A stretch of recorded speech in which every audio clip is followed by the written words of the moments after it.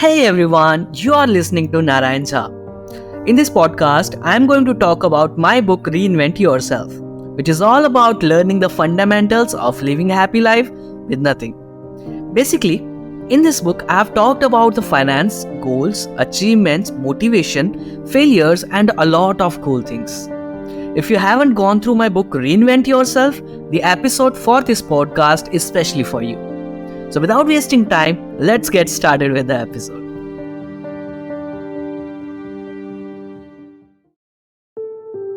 This episode is all about the chapter number 5.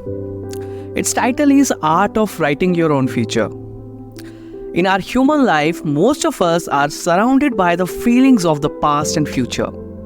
This can be good or bad or mixed depending upon our action or experiences we had in our past or about the future. If we talk about the future, we sometimes stuck thinking about the results that we want to have but currently we are not having. This kind of thinking also ruins our present. If we just keep thinking about our future because that result needs sufficient efforts in the present so that we can get expected results in the future. I'm not saying you should never think about your future, but ending up stuck in a thinking cycle is not a good.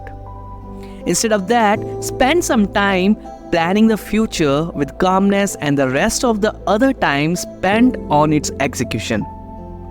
This is because we only have control over the execution and we should spend a maximum of time with our 100% execution effort.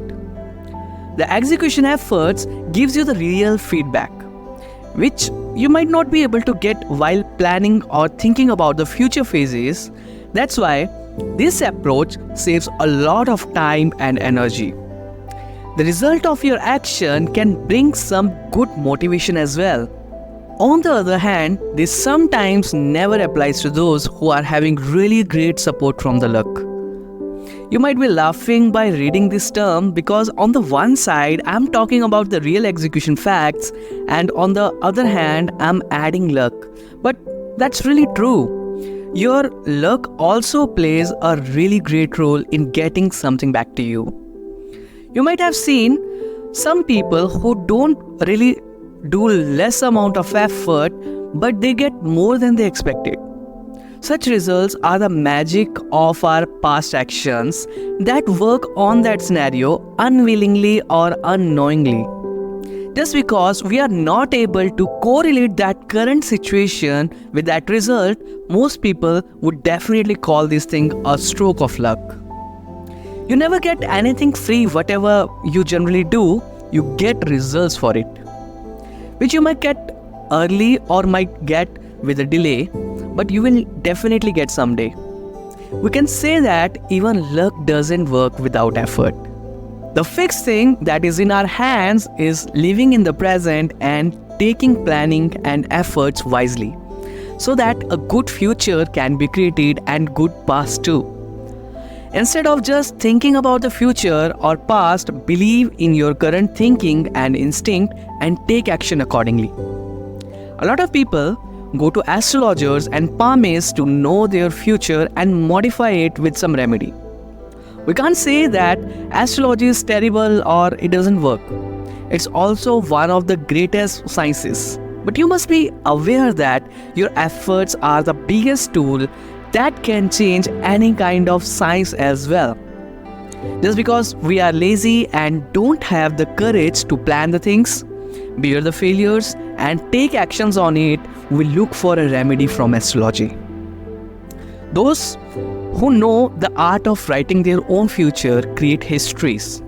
It's not that easy, but such people change things in such a way that they want.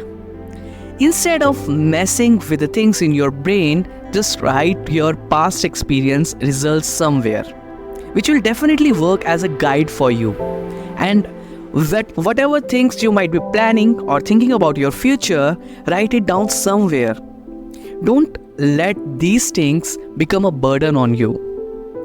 Once you have written your prior experience about the past and future that you want to achieve, live in a present, and think in 6 steps ways which will help you to either get your goals with your actions or exit at a right time without wasting time and energy.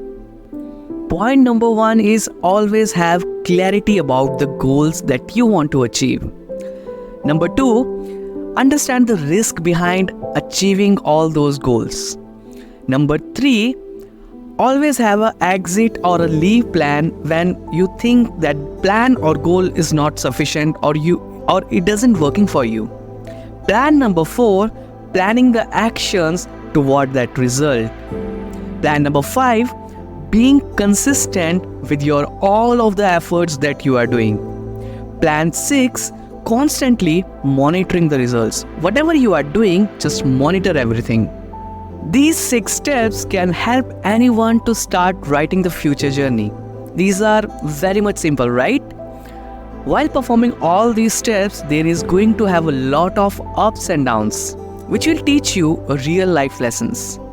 Instead of getting disappointed by the lessons of life, just make a note of it, learn from it, and move on. This attitude is gonna change your whole world, and you will start writing your future journey in your own way. I'm sure you will say, Narayan, you haven't told us anything new that we don't know. You're right, all these steps are very much simple and most of the people will be aware about these facts. But I'm challenging you, the execution of all these 6 steps are very much difficult. I'm giving you few of the pages left behind the book so that you can try writing your future journey in that book itself. This is all about this episode. Thank you so much for listening. I'll meet you in the next episode. Till then, don't forget to share with your family and friends.